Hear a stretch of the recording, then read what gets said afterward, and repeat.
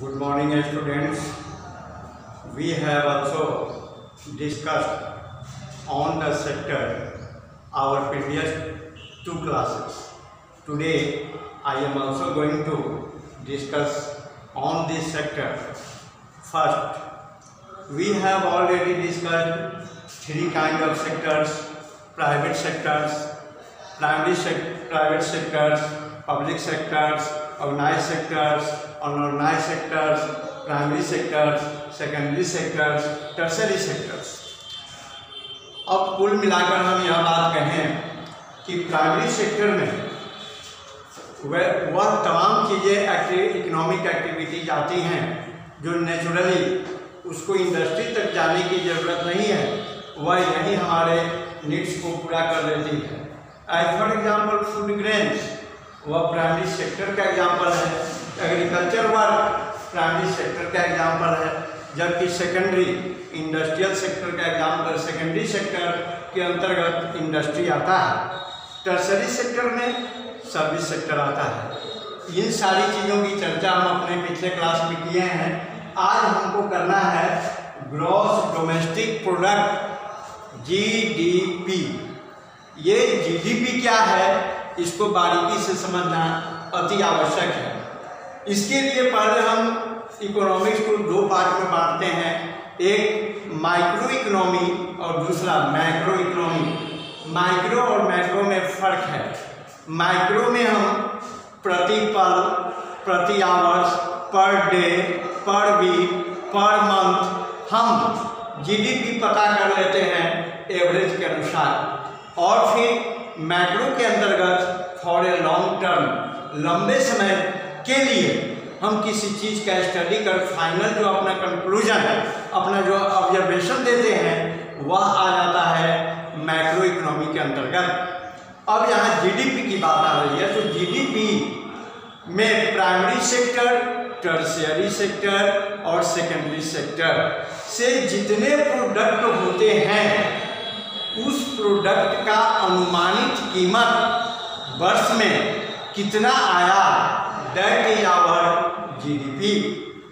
I think it is very clear. फिर से again I am just going to repeat it. Primary sector, secondary sector और tertiary sector से जितने भी production होते हैं उस प्रोडक्शन का एक अनुमानित कीमत काउंट किया जाता है और उसी के बारे में कहा जाता है कि वही हमारा राष्ट्रीय आय है, सकल घरेलू उत्पाद है, वही हमारा GDP है. But here is important question, is it correct? क्या यह सही है? तो इस पर गहनता से विचार करने की जरूरत है. जहां प्रोडक्शन वर्क हो रहा है वहां पर labour, raw material, fixed capital, running capital को हम इग्नोर नहीं कर सकते हैं. ऐसा नहीं है कि अब हम प्रोडक्शन वर्क कर रहे हैं और एक खास समय के बाद हमको प्रोडक्शन एंड करना है तो फिर उसकी हम कीमत निर्धारित कर लें. एक प्रोडक्शन हमारा तैयार हुआ, मार्केट में गया, सेलिंग हुआ, उसके कॉस्ट आए, तब तक हमारा रॉ मटेरियल यहाँ पड़ा हुआ है, फिर से उसका उपयोग हम कर रहे हैं. इसलिए एग्जैक्टली GDP निकालना इट इज़ वेरी डिफिकल्ट. अगर हम वर्ष का GDP बताते हैं तो उसमें कुछ ऐसी चीज़ें हैं जिनकी कीमत बिल्कुल बच जाती है, नगण्य हो जाती है, उसको हम लोग काउंट नहीं कर पाते हैं. जैसे रॉ मटेरियल हो गया और फिक्स्ड कैपिटल हो गया, रनिंग कैपिटल हो गया, इन सभी चीज़ों को हम कहीं ना कहीं इग्नोर करते हैं. इसलिए वास्तव में जो हमारा GDP दिखाई पड़ना चाहिए वह GDP दिखाई नहीं पड़ता है. तो अब इसके लिए एक ऑर्गेनाइजेशन है, उस ऑर्गेनाइजेशन में कुछ खास बातें दी गई है. वह यह है कि GDP indicate the size of the economy of a country. It is the market value of the final goods and services within the domestic tertiary of the country.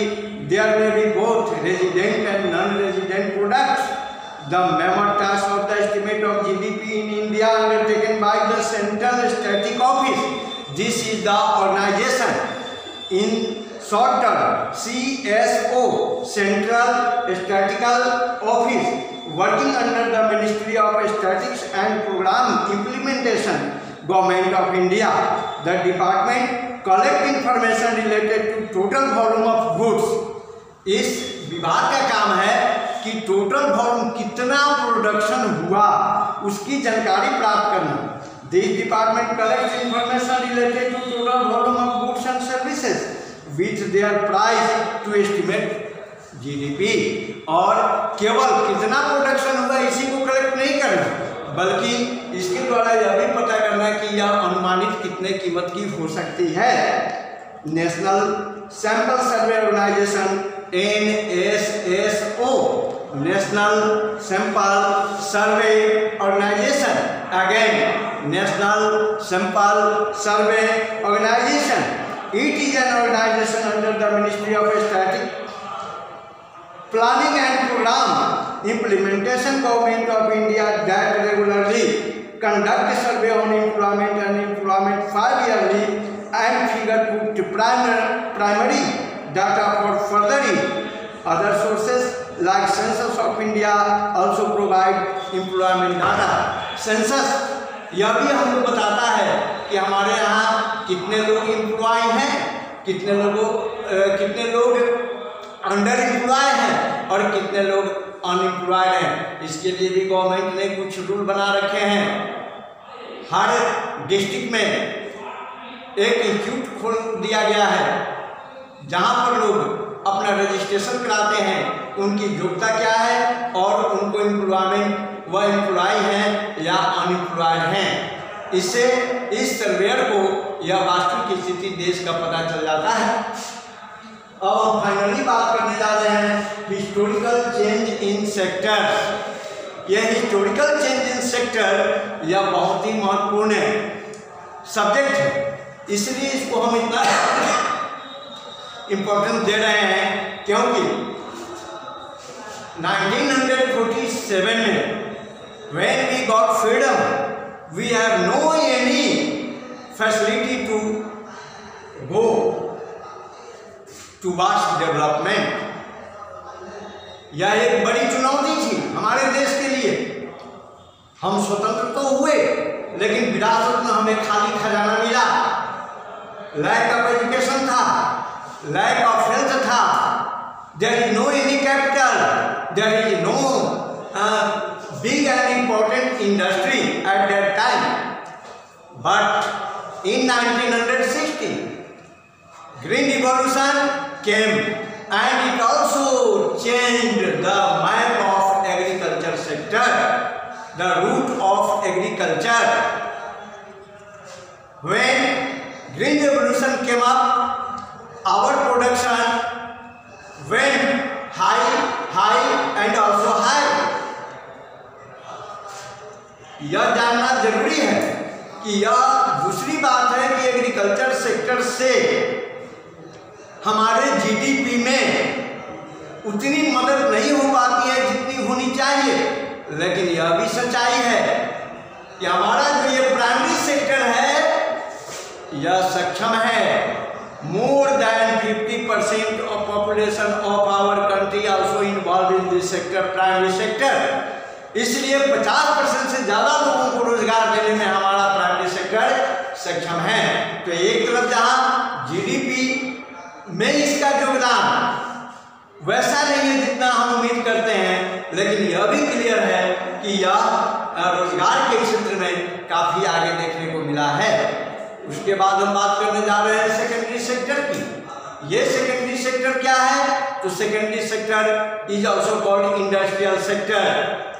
हम जब 1970 के बाद इंडस्ट्री पर विशेष फोकस करने लगे, लेकिन इसके बावजूद भी हमारे देश में काफ़ी अस्थिरता थी। हम बहुत संक्षेप में यह बताना चाहते हैं कि हमारे देश में कैसे अस्थिरता थी और कैसे स्लोली एंड स्टेडी हमारा देश धीरे धीरे विकास की ओर गया है। अगर हम बात करते हैं 1950 और फिर 51-52 की, जब प्लानिंग हमारे यहाँ एडॉप्ट किया गया था, फर्स्ट 5 ईयर प्लान आया था। अनुभव की कमी, पूंजी की कमी के कारण फर्स्ट 5 ईयर प्लान सक्सेस नहीं हुआ। सेकेंड 5 ईयर प्लान एग्रीकल्चर पर बल दिया गया, लेकिन 1962 में चाइना के साथ वार होने के कारण या